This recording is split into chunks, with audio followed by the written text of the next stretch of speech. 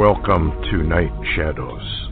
I'm Stuart Best, where the paranormal is normal, where that which you thought you knew, you didn't, and where the future can be known if you know exactly where to look. Well, good evening, everyone. Thanks for tuning in and listening. We have a kind of an update here with Larry, and there's a lot going on behind the scenes everywhere. And it all seems to be forming war. At least that's my take. We're going to get into a skirmish, and it'll lead to full-scale war. Anyway, Larry, how are you tonight? Oh, hanging in. Been cold down here, about 13 last night, so it's cold. Yeah, the weather is just so erratic. I think we're going to have very cold and then above normal, and it's just going to be weird weather, part of Earth changes and the approach, I guess, of the destroyer and all the other stuff. Where do you want to start? It just seems kind of weird that North Korea has now basically said war. We have war. There's going to be a war. What do you make of that? Well, North Korea said it, and now we've had China say it. And, of course, there are reports, or rumors, if you will, at the moment in the background that possibly there's a possibility of a blockade of North Korea, a naval blockade, and possibly an air cover over North Korea, and that we may be arming to shoot down any missiles that Kim fires after, I guess, this begins. But China's reporting the same thing, and you remember Putin, or Russia, also came out and said we were headed for nuclear war because Putin said that Kim will not back down. Well, I remember some time ago when Putin was briefing some press people, and he said, do you people not realize what this is headed for? Remember that? Yeah. He said, we're headed for war, nuclear war. Do you not understand? And he more or less said that, in fact, I think he said it outright, that there was no way around it, that we were all headed for a bad session. So with Kim coming out and saying, well, I don't know if it was Kim or one of his spokesmen, but said that war was going to happen. There was no way around it. So then the question becomes, are we going to provoke Kim into attacking, or are we simply going to attack without warning? And how would we attack? What's the latest on that? I know that Japan is seeking now longer cruise missiles, longer range cruise missiles, and I know Seoul is extremely worried about any kind of a skirmish. It'll wipe out 10 million people there. But we still are running our exercise, and if I recall, both Putin and China's prime minister said, don't be doing that in international waters by North Korea. In other words, don't be practicing your drills anywhere near there. What's your take? I mean, this exercise could go live. Well, it actually could. Knowing Kim, they do have the anti-ship missiles. And, if you watch a number of the videos they've made over a number of years, one of their main things was an attack on a carrier task force. So, we have to actually be very watchful of that. Putin may have some accuracy in his statement about a warning of getting too close to North Korea. Yeah. Have anything happened at the UN on more sanctions there at North Korea, or is Trump going to just do it by a blockade? If he does a blockade, does that not affect China and Russia, actually? Those are the ones who've been supplying North Korea, I think, and of all places, Iran is back and forth with their trade because North Korea needs the money. So they're buying what they can from North Korea in the way of armaments. What do you think? Well, that's true. The interesting thing is the whole blockade or the activity around North Korea is literally in Russia and China's yard, basically, and so it's a volatile situation. It only takes one mistake. Yes. Yeah. A wrong move and the war is on, and it could happen anytime. And I think, folks, if you're listening and you realize how close, and even Mattis and the others have said that war could actually break out at any time with North Korea being the, I guess one could say, the perpetrator. I guess one could look at that both ways as to who's perpetrating what, but it would not go well. And that kind of brings us to these California fires, because they have the earmark of what we witnessed before. Have you seen the pictures of the houses? There's nothing left. Everything is burnt up.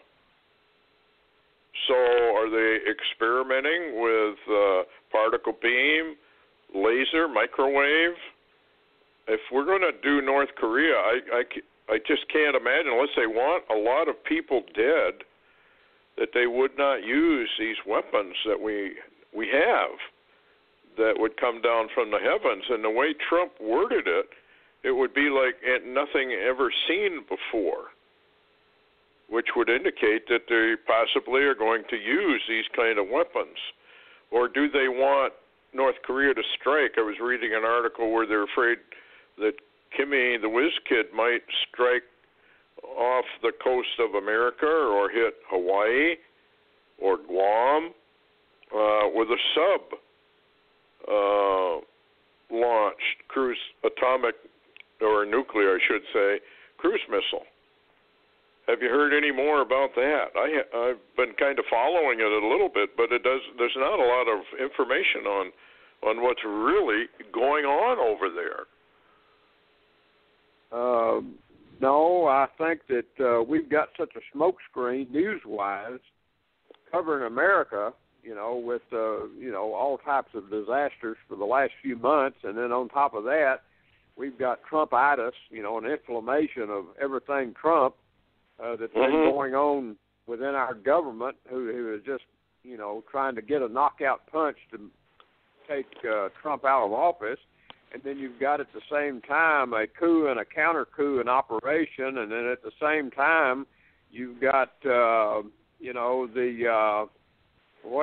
I suppose women outraged over sex. I mean, I don't know.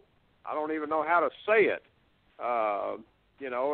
Matter of fact, somebody said the other day, you can't even go to a party around Washington anymore. Nobody will go. Everybody's afraid to show up. Well, this is going to backfire on the women. America has gone insane, absolutely insane. So it's not really too notable, I guess, to understand that mainstream media or any of the media, basically, they don't have time to cover important issues like nuclear war. We've got a lot of other stuff out there. It's like America's news is turned into the National Enquirer. That's a good analysis. That's basically what it is. But I think this sex stuff is just a way to drive a wedge between men and women. I mean, with what's going on, where they don't vet any of the charges, now we know that woman claimed when she was 14 that he, made some bad moves, so to speak. Well, now they've proven that she lied. She lied on the yearbook signatures. She added stuff. She admitted it on ABC News. So she's a liar. Her son-in-law claims she lies all the time, I guess, basically. So you can't believe that. And a lot of the stuff that Moore was accused of, people went down there, investigators went down there, and they asked the people that were kind of involved, like the mall that he had been kicked out of. Well, comes to find out, he'd never even visited the mall, and the owner said he'd never been kicked out of there. Yeah. So you got all this propaganda just to get rid of Roy Moore, and they don't want him because he's an anti-deep state like Trump is. But this is going to, I think, have severe ramifications to women in general. I already read an article where most of the younger men have no inclination to get married at all. And so this is something that, you know, if you look at the prophecies where marriage is prohibited anyway, in the very near future, in the tribulation period, they just forbid it. So it seems to me that this is a parting of the ways in a war between the sexes. What do you think? Well, I guess they want to finally break us in the only area that's not broken, maybe. And, well, maybe now it is. America is divided in every way, I suppose, was even possible. You know, Obama, especially his 8 years, it really broke Humpty Dumpty. And you know the story of Humpty Dumpty. Mm-hmm. Yeah. I don't think people realize what this is going to lead to at all. And with all of that going on, and here we come up with, let's turn to Mattis turning loose the troops, I guess, are being turned loose on ISIS. What's that situation? Well, that's very interesting. Matter of fact, 2 Fox News headlines today were, number one, the one you're just talking about, President Trump and Mattis turned the military loose on ISIS, leaving the terror caliphate in shambles. And at the same time, they're reporting Nikki Haley defends Trump's Jerusalem decision and blasts the UN for hostility towards Israel. What's interesting, you know, I find this kind of interesting, actually, that Trump is now allowing the U.S. military almost basically the same allowables Putin gives the Russian military. In other words, they can defend themselves on their own. They can do a lot on their own, away from a central command. Well, central command is usually thousands of miles away, doesn't understand the ground situation at all. And I read a book, and it was some time ago, but the reason we won World War II was that the local battalions and whatnot kind of acted totally on their own. Figured out what they had to do and went and did it rather than waiting for orders. And it's about time we turned our military loose in that regard. This UN, she said that they have a tremendous bias against Israel. Well, isn't that in a way a sort of fulfillment of the Zechariah prophecies? That the whole world will now be focused on Israel? And was it Henry Groover that had that prophecy? Do you remember that prophecy and what it said? Because I think it's coming into possible alignment with Trump giving Jerusalem being the capital, which it always was, but now he's demanding it. What do you think? Well, that was definitely Henry Groover. I've got that in writing somewhere. Maybe we can read it on another show next week. But what Henry Groover, he had an experience, to the best of my memory, talking about towards the end times that basically some event would occur and Israel would rid itself of the Palestinian problem. they wouldn't have it anymore, but the whole world would come after them. And, you know, and matter of fact, there's and I'll have it more laid out next week. I've got it in writing. I just have to dig out my book. I've got it in. He said that suddenly after the Palestinian issue is settled, that the whole world would want to come after Israel. And he said, woe, woe, woe unto America if she joins the whole world against Israel and goes to Geneva, not the UN in New York, but Geneva, Switzerland, to plan against Israel. And so it's ironic. And I look at what we're seeing, and it's ironic because Trump suddenly has basically negated the exile away from Jerusalem and said it's all changed today. And he gives them back their capital, and he moves the U.S. embassy, at least on paper, to Jerusalem to be followed up by a physical move. And at the same time, there's some very, very interesting, and before I finish my thought here, though, I was just thinking and shared with you earlier, would it not be ironic if Trump actually was the one, when the whole world would come down after Israel or want to, and they go to Geneva, that Trump's the one that doesn't follow the UN there and turn against Israel? Could be the saving grace of America. I mean, I don't know. But it would certainly be a delay of execution of the United States, because the Bible is very clear that America is not going to heal itself.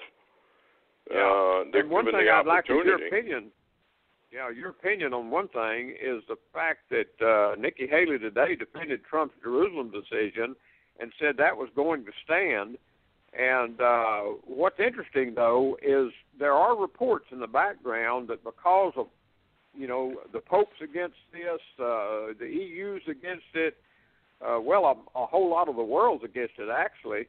And Trump, if the rumors are true, he's not going to throw himself in front of the Middle East to do the peace initiative. It's very possible, because of what he did in Jerusalem, and he will not back down from that, he is going to allow possibly the Crown Prince, Mohammed bin Salman, that we've talked about so much, to actually lead the peace process situation. So what do you think? Well, that would be what Stan Deo has been saying right along, that we should really keep our eyes on this Crown Prince. Now, I haven't heard any more about his ascension to become king, but I think the general opinion is he's going to be king in a very near future. So, yeah, and he has, a 34 kingdom coalition, kind of like a Muslim, I guess you could call it, NATO force. And if they could work out a peace agreement, they call it the Salman calls it the Arab Alliance, is what he calls it, and of course the Arab Alliance under Salman stands against Iran and Iranian proxies. Yeah, and he has said he's going to settle things with Iran as soon as he gets to be king. So I don't think there's any way that we're not going to avoid war.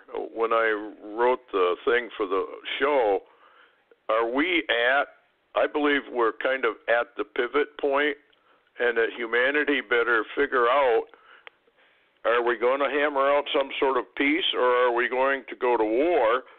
Which comes first, the war and then a peace agreement, or a peace agreement that falls apart and then we have war? I mean, the Bible tells us totally that we are going to get involved in a world war. It's going to be horrendous for the United States. In fact, we're the first to go, according to Ezekiel 38:39, which a lot of people don't figure out, that we are involved in that scenario of Ezekiel. The enemy is on the mountains of Israel. They're already invaded, and then they have an evil thought, let's go up to the land of unwalled villages that have gotten rich in cattle and goods. And that's us. If you go into Jeremiah, you go into Isaiah and Revelation, that's the United States that they come to take. And I guess if I was a military leader, I'd do the same thing. You want to neutralize potential enemies that would come to defend Israel. So this is all going to be very fascinating how it works out. What do you think? Peace before or war before? I'm beginning to wonder, Stuart, if possibly we actually have a war before the peace, because I'm wondering if Salman is not preparing to draw Iran out in a Daniel 8 episode. That's what I'm wondering, too, because Iran and North Korea are buddy. And attack on one would be an attack on another. Or if North Korea launched an attack, a surprise attack, like on Christmas or something of that nature, which he probably would do just to mock everybody, that would start it. And then what would Iran do? And if they get wind, they know perfectly well what the Crown Prince has already said. So why wouldn't they preempt it? Yeah. I don't know. Yeah, and what do you think? Here's a kind of a clincher too. We've had reports. They're not widely reported, but the evidence is there that China is sending special forces in, thousands of troops into Syria to fight with Assad forces. And now there are rumors in the background that China has also made a deal to move workers and equipment into Syria to totally rebuild Syria. Now, whether that occurs, I don't know, but that is certainly an excuse to introduce Chinese military into the Syrian front, which is right on Israel's border. So now not only do you have the Russians there and their equipment, the Chinese are coming. Yeah, and I think if you read Gog-Magog war in Ezekiel, it's all the nations come against it. Zechariah says all the nations get so angry. So I think we're watching, when Trump did that, we're kind of watching a preliminary fulfillment of Zechariah. And it's coming right at the right time. We're coming up on Hanukkah, and a lot of people do not realize that Hanukkah is closely connected to Haggai the prophet, who said he was going to overthrow the kingdoms. And he says that more than once. And it is on the 4th and 20th day of the 9th month, which is coming up on, I think it's December 12th. I got to look it up, but it's either, tomorrow's December 9, and December 9 is when Allenby retook Jerusalem. I think we're going to see some major activity. Any more news on Intifada coming up on Israel? If so, that'd be the third one. 3 strikes and you're out. Yeah, they seem to be really building this Intifada, and Gaza, of course, is firing missiles, and a lot of that's going on. But it appears, and here's the interesting thing, news reports indicate that Salman in Saudi Arabia has had an emergency meeting with the Arab Alliance, and so Abbas and Hamas in Gaza and the West Bank and all, they don't have the support of the Arabs that they really need for a big war. So they're dependent totally on Iran and Iranian proxies if they do bring forth this Intifada. Wow. Awful close. Talking about that and talking about the approach of Hanukkah, do you remember the Hanukkah comet? It was named Ison. Yes. Remember that? Yes, I do.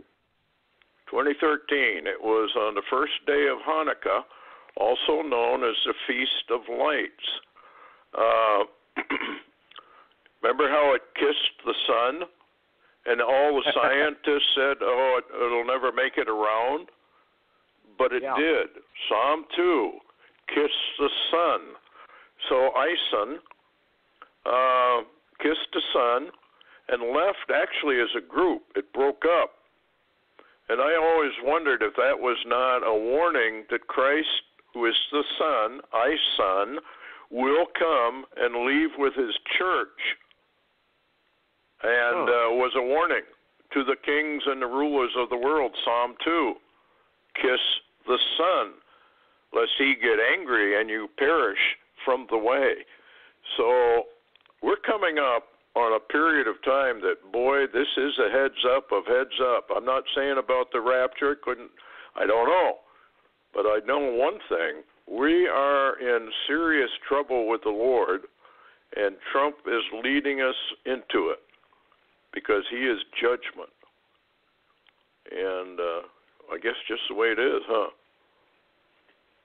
What do you think? Yeah, and I think that we're in a really a spectacular time. I hate to get excited on bad news, but the good news is that prophetically we're moving forward quickly. And, this cosmic sign was absolutely an indicator of the season of the pivot, and we are certainly in that, and we're seeing now the pivot actually in motion. Yeah, it's fantastic, actually. I don't think people realize the significance of what Trump actually did. And that's just one more piece of the puzzle and another pointer that we are, in fact, very close, as Haggai says, to the time when God says, I will once again shake the nations. And so we got to be very, very close, I think, to war. I don't know exactly how it's going to break out, but I'm sure we're going to find out in a not very distant future. Because I agree with you. I think we have to have war before we can have a peace agreement. Because they're just going to sit there and argue. But if they're in ashes and lots of people have been killed, they're much more likely to come to some form of agreement, wouldn't you think? Yeah, it's we really got to keep an eye on where this is going, and people need to be aware because with all of the pivot in motion, this could also set off, and they're very concerned about terror attacks in approaching Christmas, and that's not only over in Europe, but they're also talking here in the U.S. So we're in a very well, I could say interesting time. I mean, seriously. Yeah, well, the Illuminati hates Jesus Christ with a passion. In fact, the Pope just said that he's going to change the Lord's Prayer. Evidently, Jesus just didn't know enough to say it right, so the Pope has to come in and change it. And if they do something like that and it's accepted, where do you stop with it? I mean, I get emails, Peter's a false prophet, Paul's a false prophet, Jesus Christ is actually the Antichrist, and on and on and on it goes. And really what all of this dovetails into is a refusal to take up the cross and do what Jesus Christ said. They just don't want to do it. So they hate him for it. But I got a feeling that Hanukkah is deadly serious business, and we're coming up on that very soon. So, and today is tomorrow's the 9th, isn't it? That's when Allenby retook Jerusalem. So this is going to get fascinating. Anyway, thanks a lot, Larry, for coming on. We're running out of time here. Any last comment? Oh, I just think that it's very interesting that we are actually at the 70-year point since Allenby took Jerusalem, and Trump mentioned that in what he did. He indicated this is the 70th year. Yes. Yep. We're at the pivot point, folks. 70 years, and things can happen overnight. Anyway, thanks for listening, everyone. Thanks, Larry, for coming on, and we'll see you next week, Lord willing.